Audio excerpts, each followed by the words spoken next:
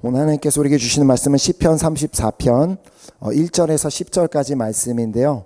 제가 한 절 읽고 여러분들 한 절 읽고 우리 교독해서 오늘 하나님의 말씀 읽도록 하겠습니다. 내가 여호와를 항상 송축하며 내 입술로 항상 주를 찬양하리이다.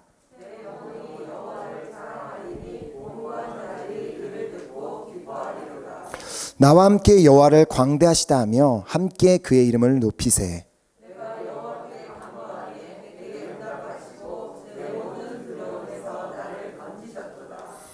그들이 주를 앙망하고 광채를 내었으니 그들의 얼굴은 부끄럽지 아니하리로다.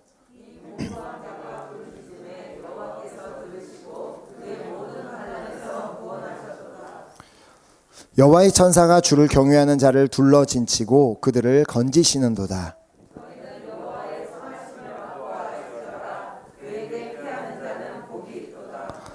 너희 성도들아 여호와를 경외하라. 그를 경외하는 자에게는 부족함이 없으리로다. 젊은 사자는 궁핍하여 줄일지라도 여호와를 찾는 자는 모든 좋은 것에 부족함이 없으리로다. 아멘. 아멘. 우리가 이제 지난 그 주일날 살펴보았던 것처럼 다윗은 언제나 하나님을 찬양했던 사람임을 우리가 볼 수 있습니다. 그래서 이 오늘 본문 말씀에도 이제 1절에서 3절을 보면 그는 여전히 하나님을 찬양했던 사람, 그리고 시편에 계속해서 그가 기록된 그 시들을 보면 하나님을 계속해서 찬양하는 그 모습을 볼 수 있습니다. 자, 그래서 오늘 본문에도 보면 그가 여전히 이제 하나님을 찬양하고 있는데, 오늘 본문의 1절 말씀을 보면 내가 여호와를 항상 송축하며 내 입술로 항상 주를 찬양하리이다.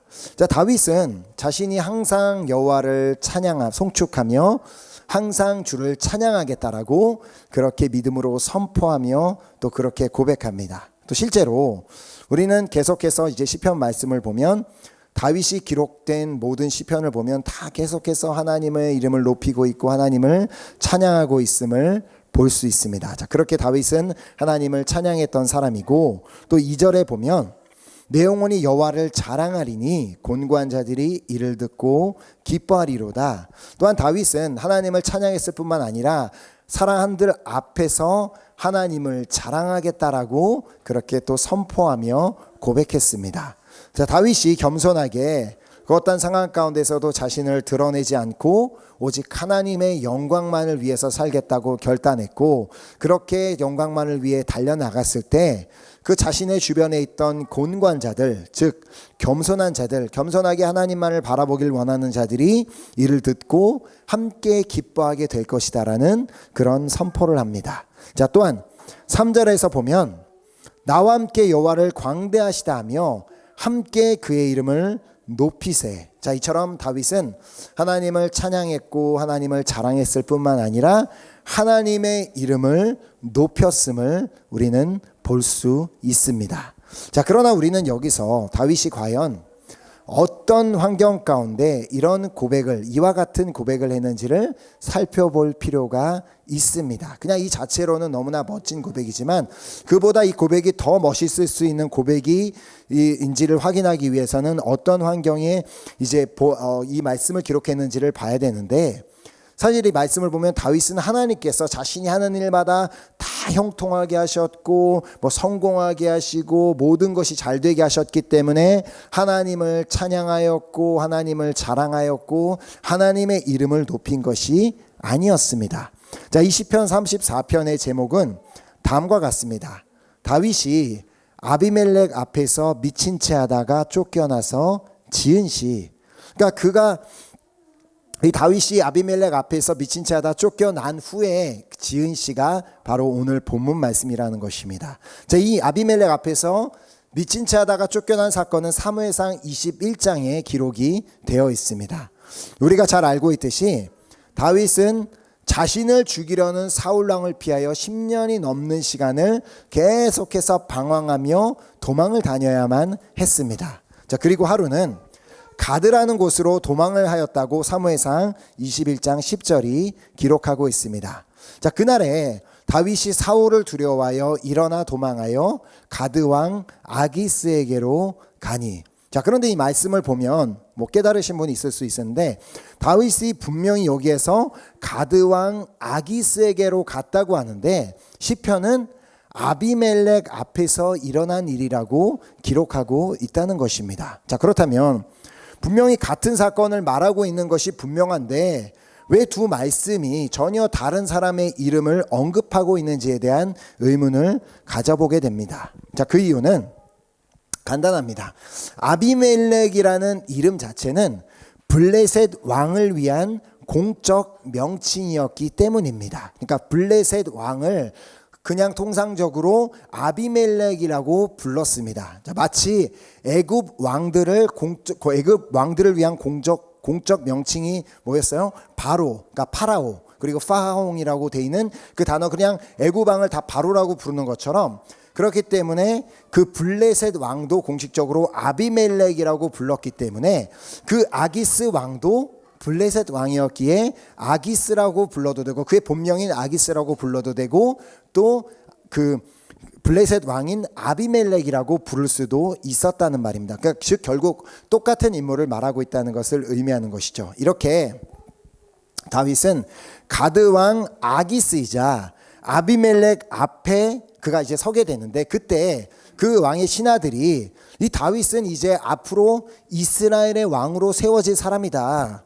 사람들이, 온 백성들이 이 사람을 좋아하는 사람인데 어떻게 이런 사람을, 우리의 적과 같은 사람을 우리와 함께 있도록 받아들일 수 있겠냐라는 그런 말을 하게 됩니다. 자, 그 말을 들은 다윗의 반응을 사무엘상 21장 12절에서 13절이 기록합니다.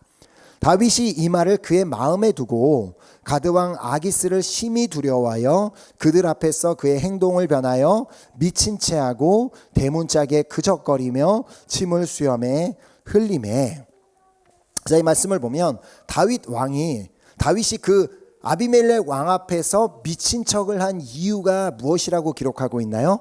다윗이 이 말을 그의 마음에 두고, 그러니까 그 신하들이 했던 말을 마음에 두고 가드왕 아기스를 심히 두려워하였기 때문이라고 말씀하고 있습니다. 자, 다윗이 가드왕 이 아기스, 아비멜렉을 찾아갔던 이유는 사울 왕에 대한 두려움 때문이었습니다. 그런데 정작 그 왕을 찾아갔는데 이제는 그 가드왕 아기스까지도 두려워하게 되었던 것입니다. 자, 이처럼 다윗은 어떤 자신의 마음의 두려움 때문에 그것의 평안을 위해 누군가를 찾아갔지만 그곳에서조차도 자신의 마음을 평안을 얻지 못하는, 그의 마음은 한시도 마음이 평안할 날이 없었던 그런 수많은 시간들을 보내야만 했던 사람입니다. 자, 그 수많은 두려움으로 인해, 그 수많은 사건들로 인해 다윗의 마음이 상할 수 있고 또 지치고 낙심할 수밖에 없었을 뿐만 아니라 이제는 살기 위해서 미친 척하는 그런 미친 척 행동까지 해야만 하는, 그리하여 자존심이 이제는 바닥을 치고 있는 그런 상황이었는데, 오늘 그는 본문인 시편 34편 1절에서 3절에서 볼 수 있듯이 그 말도 안 되는 상황 가운데 하나님을 찬양했고 하나님을 자랑했고 하나님의 이름을 높였다는 것입니다. 자, 정말 대단하지 않습니까? 그렇다면 다윗은 어떻게 그 말도 안 되는 상황 가운데 정말 자신의 자존심이라는 일도 남아있지 않고 완전 바닥에 떨어진 상태, 자신은 정말 최악의 상태에 있는데라는 그런 상황 가운데서 하나님을 어떻게, 그 상황 가운데 하나님을 찬양했고 하나님을 자랑했고 또 하나님의 이름을 그가 광대하시다라고 높일 수가 있었을까요? 자, 그것이 가능했던 이유를 바로 그 다음 4절에 그가 이렇게 고백하고 있습니다. 내가 여호와께 간구하매 내게 응답하시고 내 모든 두려움에서 나를 건지셨도다. 자, 그 이유가 뭐예요? 그냥 간단합니다. 그가 하나님께 기도했기 때문이었습니다. 자신의 모든 상황을 다 아시는 주님께 간구했을 때, 하나님 다 아시잖아요, 지금 나의 상황을 아시잖아요 고 간구했을 때 하나님께서 그에게 응답하여 주셨고 또 그의 모든 두려움에서 그를 건져 주셨던 것입니다. 자, 그리하여 그는 자신의 모든 두려움에서 자신을 건져 주신 하나님, 자신의 상황을 바꿔주신 하나님이 아니라 자신의 마음 가운데 깊이 자리 잡고 있는 그 두려움을 거두어가 주신 그 하나님을 찬양할 수 있었고, 그 하나님을 자랑할 수 있었고, 그 하나님의 이름을 높일 수가 있었던 것입니다. 자, 또한 그의 시선은 하나님께 있었기 때문에 그가 하나님을 찬양했고 자랑했고 하나님의 이름을 높일 수 있었습니다. 자, 5절 본문 5절에 보면 그들이 주를 앙망하고 광채를 내었으니 그들의 얼굴은 부끄럽지 아니하리로다. 자, 이 같은 말씀을 우리말 성경에서 다음과 같이 번역하고 있습니다. 우리말 성경을 보면 주를 바라보는 사람들은 밝게 빛났고 그 얼굴이 결코 수치로 얼룩지지 않았습니다. 자, 다윗은 비록 환경적으로 봤을 때 누가 보기에도 너무나 부끄러운 상황, 그리고 수치스러운 상황 가운데 있었지만 다윗이 제가 막 그 지치 살려고 미친 척 했대, 미친 척 연기를 했다라고 손가락질 당하고 환경적으로 부끄럽고 수치스러운 상황 가운데 있었지만 그 순간에도 그는 여전히 주님을 바라보았기 때문에 그의 얼굴은 여전히 밝게 빛날 수 있었다고 고백하고 있습니다. 자, 그것도 자신 혼자서만 그런 것이 아니라 이 말씀에서 볼 수 있듯이 주를 앙망하고 바라보는 모든 사람, 즉 자신과 함께 있었던 그 모든 사람들이 그들이 함께 기도하고 또 하나님의 얼굴을 바라보았을 때 함께 있는 모든 사람의 얼굴도 밝게 빛나는 역사를 그가 보았다고 말하고 있는 것입니다. 자, 다윗과 함께 있었던 사람들이 어떤 사람들이었는지 그 사무엘상 22장 2절이 기록하고 있습니다. 자, 다윗과 함께 동행했던 사람들이 이런 사람들입니다. 환난당한 모든 자와 빚진 모든 자와 마음이 원통한 자가 다 그에게로 모였고 그는 그들의 우두머리가 되었는데 그와 함께한 자가 400명 가량이었더라. 다윗과 함께했던 사람들은 하나님을 너무 사모하고 하나님을 기뻐하고 예배자들이 모인 게 아니라 환난당한 모든 자, 빚진 모든 자, 마음이 원통한 자, 그런 자들이 다 모여들어서 그렇게 400여 명 사람들이 이제 함께 다윗과 있었는데, 자, 물론 이 400명 중에는 다윗의 형제들과 다윗의 가족들도 있었습니다. 자, 그러나 그들 가운데 대부분은 세상 가운데 사람들 관계 가운데 그리고 그 왕국 가운데 살면서 마음에 상처가 있는 사람들이 정말 그 많은 사람들이 다윗에게 몰려와 다윗과 함께 했음을 보게 됩니다. 자, 그런 그들이 다윗과 함께하며 그들이 다윗과 함께 기도하고 그들이 함께 주님의 얼굴을 바라보았을 때 그들의 얼굴이 수치로 얼룩지지 아니하고 밝게 빛나게 되었다라고 다윗은 고백하고 있습니다. 자, 그래서 다윗은 이어서 다음과 같이 고백합니다. 6절에 보면 이 곤고한 자가 부르짖음에 여호와께서 들으시고 그의 모든 환난에서 구원하셨도다. 아멘. 이처럼 다윗이 곤고한 가운데 부르짖었을 때 하나님께서 그의 기도를 들으시고 그들을 구원해 주셨던 것처럼 우리의 부르짖음도 언제나 듣고 계심을 믿습니다. 아멘. 또 그 다윗을 모든 환난에서 구원하여 주셨던 것처럼 우리도 그렇게 다윗처럼 하나님 앞에 구할 때 주님께 부르짖는 자를 모든 환난에서 구원해 주심을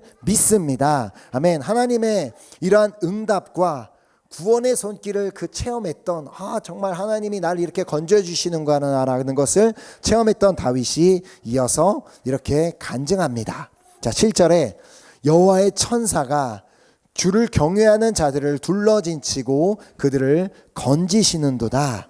자, 다윗은 알고 있었습니다. 지금 자신이 사울 왕에게 쫓기는 상황 가운데 있지만, 자신이 지금 목숨이 위협을 당하고 있는 상황 가운데 있지만, 이 상황에서 자신을 지킬 수 있는 사람들은 자신을 둘러서 있는 400명 가람들의 사람들이 아니라 오직 하나님의 천사가 하나님을 경외하는 자를 둘러 진치고 건져주고 계심을 그는 알고 있었습니다. 자, 아기스 왕 앞에서도 자신이 미친 척 연기를 너무 완벽하게 정말 그 나무주연상감으로 너무 완벽하게 연기를 잘해서 살아나올 수 있었던 것이 아니라 그 순간에도 하나님의 천사가 자신을 둘러 진쳐주시고 그리고 그 순간에도 하나님의 은혜로 자신을 건져주셨음을 다윗은 알고 있었던 것입니다. 자, 그래서 그는 이어서 8절에 이렇게 고백합니다. 너희는 여호와의 선하심을 맛보아 알지어다. 그에게 피하는 자는 복이 있도다. 자, 사실 이런 고백은 다윗과 같은 상황에 놓인 사람이 쉽게 할 수 있는 고백은 아닙니다. 지금 자신의 놓인 상황이 어디를 봐도 선한 것은 아무것도 없었습니다. 자신은 지금 여전히 사울 왕에게 쫓기고 있고 자신은 여전히 너무나도 억울한 상황 가운데 있으며 자신은 여전히 언제 죽임을 당할지 맘 편하게 눈도 감고 잘 수 없는 상황 가운데 있을 뿐만 아니라 여전히 미래가 불분명한 상황 가운데 있었음에도 불구하고 그가 뭐라고 고백해요? 너희는 여호와의 선하심을 맛보아 알지어다라고 이렇게 고백하는 것이 과연 가능하다고 생각하십니까? 자, 도대체 다윗은 어떻게 이런 고백을 할 수 있었을까요? 자, 그 이유는 지금 자신의 눈으로 보이는 그 상황이 선해 보이지 않는다 할지라도 자신의 모든 것 되시고 자신의 주인이 되시는 하나님은 여전히 선하신 분이심을 믿었기 때문이었습니다. 자신의 상황은 언제든지 변할 수 있지만 지금 자신의 상황은 매우 좋아 보이고 선해 보이는 상황이랄지라도 그것이 어느 순간 나쁜 상황으로 변할 수는 있지만 언제든지 변하지 않는 한 분, 그리고 그분의 선하심은 변하지 않는다는 사실을 알았기 때문에 다윗은 그분의 선하심을 맛보아 아는 것이 중요하다라고 그렇게 고백했던 것입니다. 자, 그리하여 그 선하신 하나님께 자신이 피했을 때 자신을 두려움에서 건져주시는 주님의 그 선하심을 맛보았기에 그는 다른 믿지 않는 자들을 향해서도 여러분들도 사람을 의지하지 마시고 사람을 바라보지 마시고 환경을 바라보지 마시고 오직 하나님께 피함으로 말미암아 하나님의 선하심을 맛보아 아시기 바랍니다라고 그렇게 선포하였던 것입니다. 자, 그러므로 하나님께서 다윗을 통해 우리 각자 한 사람 한 사람에게 주시는 음성이다라고 그렇게 듣는 은혜가 있기를 간절히 소망합니다. 아멘. 자, 그래서 다윗은 이어서 또 고백합니다. 9절에 너희 성도들아 여호와를 경외하라. 그를 경외하는 자에게는 부족함이 없도다. 한국어로 이 경외하다라고 번역된 단어는 원어인 히브리어나 또 불어에서 보면은 똑같은 단어가 사용이 되었는데 두려워하다라는 그 의미를 가진 단어가 사용이 되었습니다. 그래서 불어에서는 이 크란드라는 그 단어가 뭐 무서워하다라는 의미도 있고 경외하다라는 의미를 다 가지고 있는데 물론 우리가 지금 처한 그 상황이 우리를 두렵게 할 수는 있습니다. 우리가 전혀 두려워하지 않을 수는 없는데 다윗의 경우도 그러했음을 우리가 이제 보게 됩니다. 자, 그러나 다윗은 그 상황을 두려워하는 대신 하나님을 두려워하기로 결단했던 인물입니다. 자, 어떤 상황에도 여전히 선하신 하나님을 경외하기로 결단했던 인물이었습니다. 자, 그리하여 그가 하나님을 경외했을 때 자신을 두려워하는 그 상황보다 그 하나님을 경외했을 때 경외하는 자에게는 부족함이 없게 하여 주시는 그 하나님을 몸소 체험할 수 있었습니다. 자, 그래서 다윗의 유명한 고백이 있잖아요. 여호와는 나의 목자시니 내게 부족함이 없으리로다. 자, 그래서 또 다음 절에도 똑같이 이어서 10절에 젊은 사자는 궁핍하여 줄일지라도 여호와를 찾는 자는 모든 좋은 것에 부족함이 없으리로다. 자, 젊은 사자는 젊은 사자만이 갖고 있는 그 강한 모습이 있습니다. 그 이미지 자체가 정말 강한 모습, 그리고 이렇게 담담한 그 모습이 보여지는데, 그러나 그렇게 보여지는 모습과 다르게 그 젊은 사자 역시도 먹을 것을 찾지 못해 굶주릴 때가 있습니다. 자, 반면 이 여호와를 찾는 자는 이 믿지 않는 자들, 세상 사람들에게는 매우 약한 사람의 모습으로 보일 수 있습니다. 자, 어떤 신에게 막 이렇게 기도하고 구하고 있는 그런 모습은 믿지 않는 자들에게 얼마나 본인 스스로 할 능력이 없으면 저렇게 기도나 하고 있나라고 나약한 모습으로 비춰질 수 있습니다. 자, 그러나 그들이 나를 어떤 나약하고 힘없고 능력 없고 정말 별 볼 일 없는 사람처럼 어떻게 생각하든 바라보든 상관없이 그냥 내가 하나님을 찾을 때 나에게 모든 좋은 것이 부족함이 없게 해주시는 그 하나님을 정말 믿고 그 하나님을 바라보며 그렇게 하나님을 찾을 때 우리는 결국 보여지는 모습과 다르게 우리 내면에는 모든 좋은 것이 부족함이 없게 되는 그런 놀라운 역사가 일어나게 될 줄 믿습니다. 자, 한번 우리가 그 사울 왕에게 쫓겨 도망치는 삶을 살았던 그 다윗의 모습을 한번 상상해 보았으면 좋겠습니다. 자, 도대체 그 다윗이 그 10년이 넘는 시간 동안 그렇게 도망 다닐 때 과연 그가 어디서 먹을 것을 구할 수 있었겠으며 그가 어디서 편하게 잘 만한 그런 공간과 숙소가 있었겠으며 과연 그에게 씻을 만한 환경이 허락이 되었겠었으며 또 그가 편히 쉴 수 있는 잠깐의 시간이나마 있었겠습니까? 자, 그러나 그가 하나님께 날마다 부르짖고 그렇게 하나님께 간구하였을 때 또 하나님만을 바라보았을 때 또 그리고 그 상황 가운데 주님을 찬양하고 주님을 자랑하고 주님의 이름을 높였을 때 모든 주 여호와를 찾는 자는 모든 좋은 것에 부족함이 없게 하시는 하나님, 그 하나님을 그는 친히 경험했던 것입니다. 자, 그러므로 다윗에게 고난은 오히려 하나님께 더 가까이 나아갈 수 있는 기회가 되었습니다. 자, 그래서 흔히 우리가 듣는 말이 있잖아요. 고난은 축복이다라는 말. 자, 다윗에게는 바로 그가 경험했던 모든 고난이 그에게는 진정한 축복이었습니다. 고난이 있었기에 그의 마음에 두려움이 있었기에 그의 마음에 상처가 있었기 때문에 그는 오히려 하나님께 더 기도할 수 있었고 그는 오히려 더 하나님을 바라볼 수 있었습니다. 자, 그래서 그는 시편 34편 18절에 이렇게 고백합니다. 여호와는 마음이 상한 자를 가까이 하시고 충심으로 통회하는 자를 구원하시는도다. 자신의 마음의 상처 가운데 있을 때 자신을 가까이 해주시는 그 하나님을 친히 경험했던 것입니다. 자, 사실 이제 다윗의 이야기를 쭉 이렇게 읽어보면 다윗은 어렸을 때부터 이 마음의 심적인 그 아픔을 많이 경험했던 사람이었음을 보게 됩니다. 자, 그는 한 아버지의 아들로서 이렇게 보면 자신의 아버지에게 어떻게 보면 크게 인정받지 못하는 아들이었음을 보게 됩니다. 자, 그래서 사무엘 선지자가 집에 찾아왔을 때 그 중요한 자리인데 그 중요한 사람이 우리 집에 찾아왔는데 그 자리에 다윗을 부르지도 않았음을 다 알고 계실 것입니다. 우리도 만약에 지금 우리 집에 내가 지금 잠깐 일이 있어서 나가 있는데 그 집에 너무나 중요한 손님이 와 있는데 집에 돌아오라고 전화도 안 하고 부모님이 연락도 안 하고 전화도 안 하고 너는 돌아오지 말고 밖에 있는 것이 우리 집에 도움이 되는 일이라고 한다면 도대체 나는 뭐지라는 그런 상한 마음에 너무나 상처가 되고 충격이 되지 않겠습니까?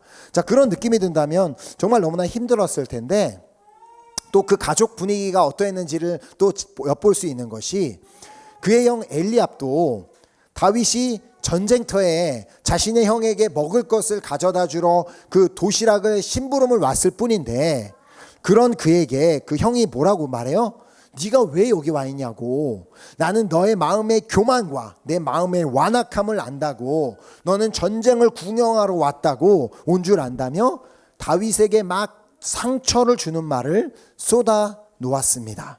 자, 얼마만큼 그냥 다윗에 대해 형들이 어떻게 생각하고 있는지를 잘 보여주는 장면입니다.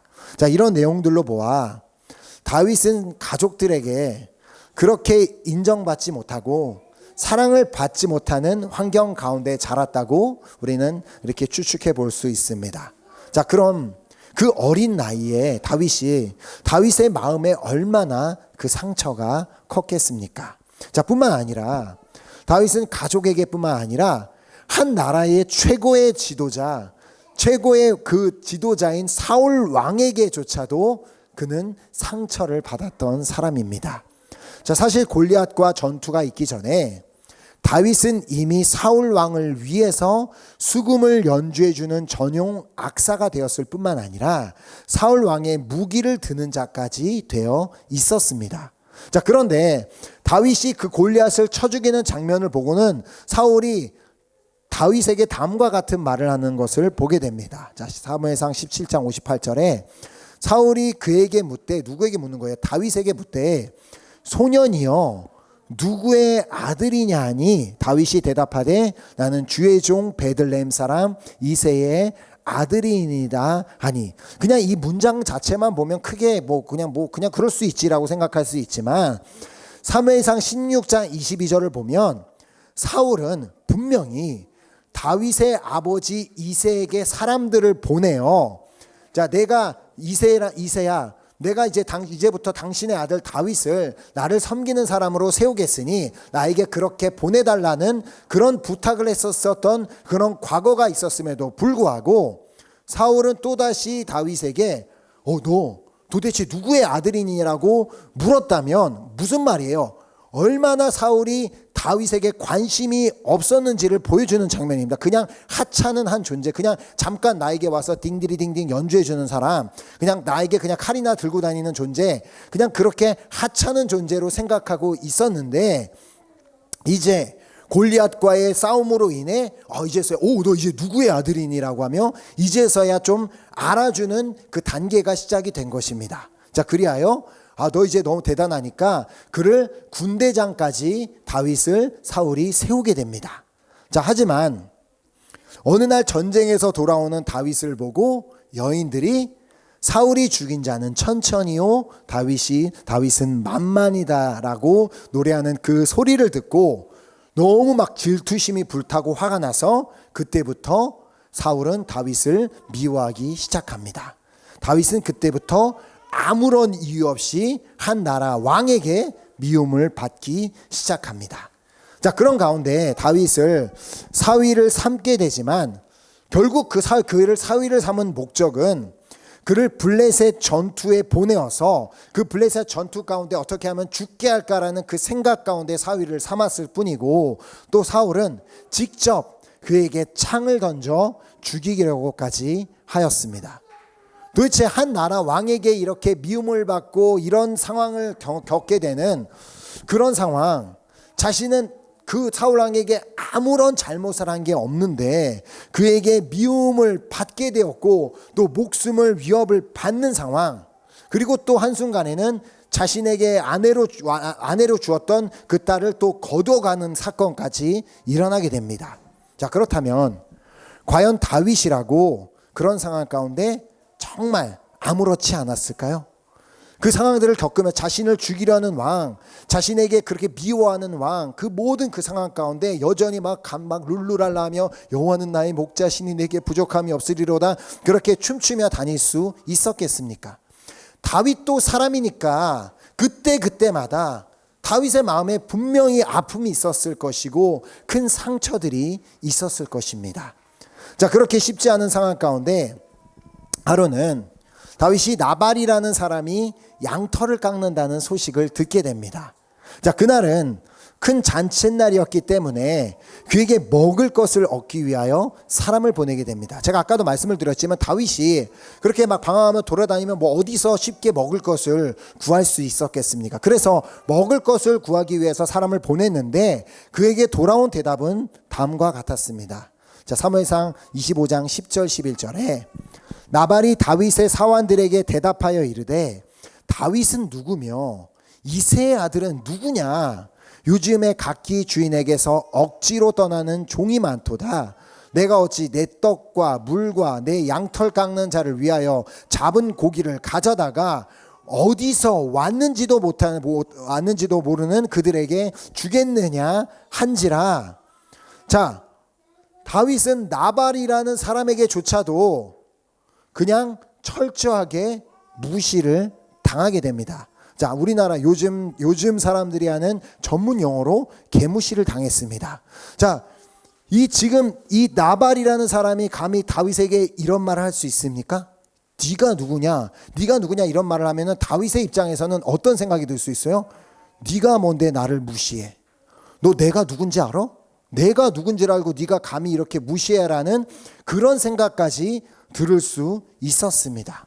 자, 이 모든 상황과 그런 환경 가운데 다윗은 참 너무나 힘든 시간을 보낼 수밖에 없었지만 그가 그런 모든 상황 가운데서도 넘어지지 않고 그가 낙심하지 않게 그를 붙들어준 고백이 있음을 우리는 시편에서 볼 수 있습니다. 자, 그 고백은 자신 스스로에게 선포하는 말로서 시편 42편과 43편에 3번이나 반복해서 똑같은 문장으로 등장하는 것을 볼 수 있습니다. 자, 그가 이 고백을 하기까지 그의 마음에 얼마나 많은 아픈 상처들을 받았는지 보여주는 말씀이 시편 42편 10절에 먼저 기록이 되어 있습니다. 42편 10절에 내 뼈를 찌르는 칼같이 내 대적이 나를 비방하여 늘 내게 말하기를 내 하나님이 어디 있느냐 하도다. 다윗이 처한 상황들을 보면서 야, 너 무슨 하나님 믿는다며, 하나님 찬양하는 사람이라며, 하나님을 자랑하고 다니는데 너 지금 처한 상황을 봐. 모든 사람에게 무시당하고 다 왕한테도 미움을 당하고 먹을 것도 제대로 없는 그 상황 가운데 그게 하나님 믿는 거냐며 그의 그 모든 상처들이 어느 정도였다고요? 자신의 뼈를 찌르는 칼 같은 그 상처를 그 다윗이 받았다고 그렇게 고백합니다. 자, 그러나 그가 그런 상처를 받았음에도 불구하고 그가 넘어지지 않고 다시 일어날 수 있게 했던 그의 위대한 고백은 바로 이 말씀 다음 11절에 나옵니다. 내 영혼아, 내가 어찌하여 낙심하며 어찌하여 내 속에서 불안해하는가? 너는 하나님께 소망을 두라. 나는 그가 나타나 도우심으로 말미암아 내 하나님을 여전히 찬양하리로다. 아멘. 너무 멋진 고백이지 않습니까? 다윗은 하나님 앞에 자신의 마음 가운데 있는 그 불안과 좌절, 상처, 슬픔 그 모든 것을 숨기지 않았습니다. 자, 오히려 자신의 마음에 있는 모든 것들을 다 하나님 앞에 솔직하게 가지고 나아가 주님 앞에 그 마음을 아뢰고 또 그 마음을 향해 믿음으로 선포했습니다. 내 영혼아, 내가 어찌하여 낙심하고 있느냐? 어찌하여 내 속에서 불안해하고 있느냐? 너는 하나님께 소망을 두라. 나는 그가 나타나 도우심으로 말미암아 내 하나님을 여전히 찬양하리로다. 아멘.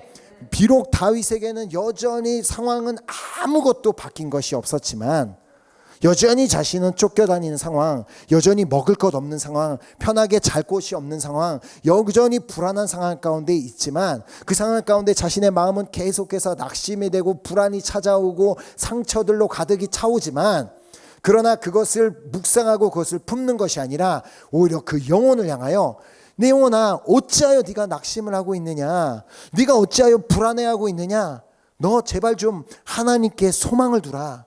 네가 하나님을 소망을 두고 하나님을 바라보면 하나님이 여전히 너를 사랑하시기에 너를 찾아와서 도와주실 것이고 그렇게 되면 너는 그 하나님을 다시 한번 체험하고 찬양하게 될 거야 라며 스스로에게 그렇게 믿음으로 선포했던 것입니다. 자, 오늘 우리도 물론 우리가 처하는 여러 가지 환경과 상황과 그런 관계들 가운데 낙심이 되고 불안한 순간을 만날 수 있습니다. 그 어떤 사람도 전혀 불안한 상황, 두려운 상황 안 만날 수는 없습니다. 그리고 두려워하지 않을 수도 없고 걱정하지 않을 수도 없고 그리고 낙심되지 않을 수도 없습니다. 자, 그러나 그런 상처와 모든 상황들로 마음이 힘들어질 때 오늘 우리 모두가 이 다윗의 고백을 기억하고 정말 우리 영혼에게 이 다윗의 고백처럼 선포할 수 있는 우리 모두가 될 수 있기를 간절히 소망합니다. 자, 우리도 다윗처럼 우리의 마음을 향해 우리 마음이 지금 막 두려움과 아픔과 상처 모든 것이 막 다 있을 때